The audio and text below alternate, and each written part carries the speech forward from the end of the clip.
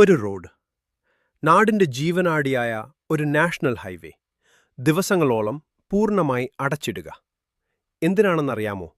ഏതാനും ആചാരങ്ങളുടെ പേരിൽ.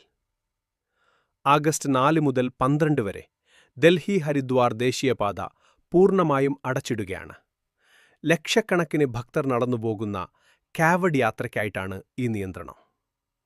ആചാരങ്ങളും ഭക്തിയും ഓരോരുത്തരുടെയും വ്യക്തിപരമായ അവകാശമാണ്, സംശയമില്ല.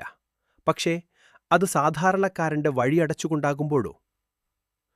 ഈ വഴിയിലൂടെ ദിവസവും ജോലിക്കും പഠനത്തിനും പോകേണ്ട ആയിരക്കണക്കിന് സാധാരണക്കാരുണ്ട്. അത്യാവശ്യമായി ആശുപത്രിയിലെത്തേണ്ട രോഗികളുണ്ട്. ദിവസങ്ങളോളം ഒരു പ്രധാന പാത അടച്ചിടുമ്പോൾ ഉണ്ടാകുന്ന സാമ്പത്തിക സമയനഷ്ടങ്ങൾ ചെറുതല്ല.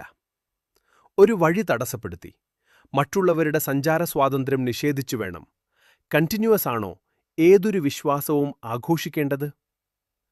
വിശ്വാസവും ഭക്തിയും മറ്റുള്ളവർക്ക് ബുദ്ധിമുട്ടുണ്ടാക്കാതെ കൊണ്ടു നടക്കുകയല്ലേ യഥാർത്ഥത്തിൽ വേണ്ടത്? പൊതുവഴികൾ എല്ലാവരുടേതുമാണ്. ഇതിനെക്കുറിച്ച് നിങ്ങളുടെ അഭിപ്രായം എന്താണ്? കമന്റിൽ പറയൂ.